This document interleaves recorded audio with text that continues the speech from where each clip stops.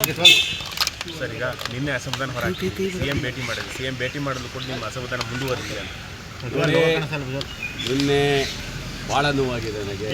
ಇವರು ಮಂತ್ರಿ ಸ್ಥಾನ ಸಿಗುತ್ತೆ ಅಂತ ನಿರೀಕ್ಷೆಯಲ್ಲಿದ್ದಂಥವರಿಗೆ ಭಾಳ ಇದು ಆಗಿ ನೋವಾಗಿ ನನ್ನ ಕಾರ್ಯಕರ್ತರು ಎಲ್ಲ ಹತ್ಕೊಂಡು ಗುರಿ ಹೋಗಿದ್ದಾರೆ.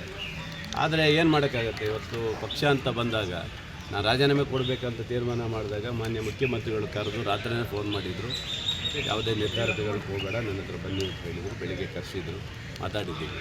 ಪಕ್ಷಕ್ಕೋಸ್ಕರ ಮಾನ್ಯ ಮುಖ್ಯಮಂತ್ರಿಗಳಿಗೋಸ್ಕರ ಅವರಿಗೆ ಬೆಂಬಲವಾಗಿ ಮುಂದೆ ಬರುವಂಥ ಚುನಾವಣಾ ನಿರ್ಧಾರಕ್ಕೋಸ್ಕರ ಪಕ್ಷದಲ್ಲಿ ಗೊಂದಲ ಆಗಬಾರ್ದು ಒಂದು ದೃಷ್ಟಿ ಇಟ್ಕೊಂಡು ಅಧಿಕಾರ ಇಲ್ಲದೋದ್ರೂ ಪರವಾಗಿಲ್ಲ ಮಾನ್ಯ ಮುಖ್ಯಮಂತ್ರಿಗಳ ಸಪೋರ್ಟಾಗಿ ನಿಲ್ಲಬೇಕಂತೇಳಿ ಇವತ್ತು ನಿರ್ಧಾರ ಮಾಡಿದ್ದೀನಿ. ಸರ್, ಈಗ ಏನು ಭರವಸೆಗಳು ಕೊಟ್ಟು? ಭರವಸೆ ಯಾವುದು ನಾನು ಕೇಳಲಿಲ್ಲ. ನಾನು ಯಾಕಂದರೆ ಆಗೋಗಿದೆ, ಎಲ್ಲ ಮುಗಿದೋಗಿದೆ. ಮಂತ್ರಿ ಸ್ಥಾನದ ಎಲ್ಲ ಇದು ಮುಗಿದೋಗಿದೆ. ಇನ್ಯಾವುದೇ ಭರವಸೆ ಕೊಡುವಂಥದ್ದು ಏನಿಲ್ಲ. ನನಗೆ ಹಿಂದೆ ಟಿಕೆಟ್ ಕೊಟ್ಟವರು ಸಹ ನಮ್ಮ ಡಿ ಕೆ ಶಿವಕುಮಾರ್ ಸಾಹೇಬರು ಕೊಟ್ಟಿದ್ದರು. ನನಗೆ ಯಾವುದೇ ಇದರಿಂದ ಕೊಟ್ಟಿದ್ದರು.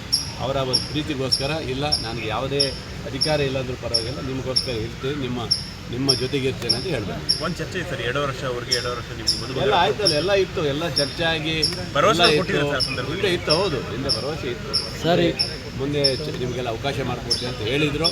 ಅವೆಲ್ಲ ನಿರಾಶೆ ಆಗಿದೆ. ಬಿಡಿ, ಏನು ಮಾಡಲಿಕ್ಕೆ ನಿಮಗೆ ಬೇರೆಯವ್ರಿಗೂ ಕೂಡ ಬೇರೆ ವಿಚಾರದಲ್ಲಿ ಏನೇನೋ ಆಗಿ ನಡೆದಿದೆ. ಅವೆಲ್ಲ ಹೇಳಕ್ಕೆ ಹೋಗೋದು ಬೇಡ. ನಾವು ಯಾಕೆಂದರೆ ಸಾಮಾನ್ಯ ವರ್ಗದಲ್ಲಿ ಬಂದು ಒಬ್ಬ ಹಿಂದುಳಿದ ವರ್ಗದಲ್ಲಿ ಬಂದಂಥವನು ನನಗೆ ಅಷ್ಟು ದೊಡ್ಡ ಮಟ್ಟದಲ್ಲಿ ನಮಗೆ ಯಾರನ್ನೂ ಭೇಟಿ ಮಾಡುವಂಥ ಸಿಗೋದಿಲ್ಲ.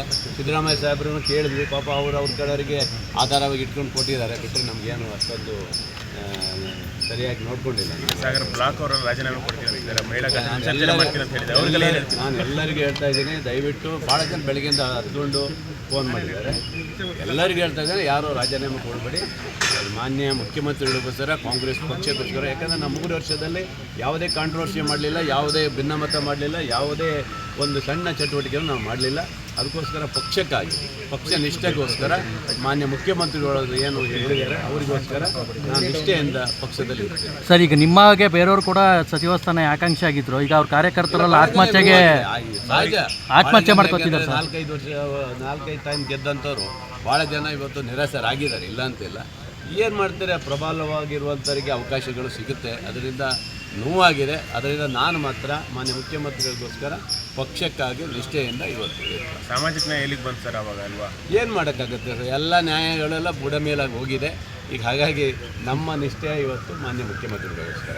ಎಲ್ಲೋ ಒಂದು ಕಡೆ ನಿಮ್ಮ ನಿಷ್ಠೆ ಗೊತ್ತಾಗಿಲ್ವಾ ಸರ್ ಹೈಕಮಾಂಡ್ ಕಡೆಗೆ? ಎಲ್ಲ ಗೊತ್ತಿತ್ತು, ಪಾಪ ಲಾಸ್ಟ್ ಹಂತದಲ್ಲಿ ಏನೋ ಮಿಸ್ ಆಗಿದೆ. ಇರಲಿ, ನಾನು ಯಾವ ಹೈಕಮಾಂಡ್ ಮೇಲೂ ದೂರ ಮಾಡೋದಿಲ್ಲ, ಯಾರ ವ್ಯಕ್ತಿ ಮೇಲೂ ದೂರ ಮಾಡೋದಿಲ್ಲ.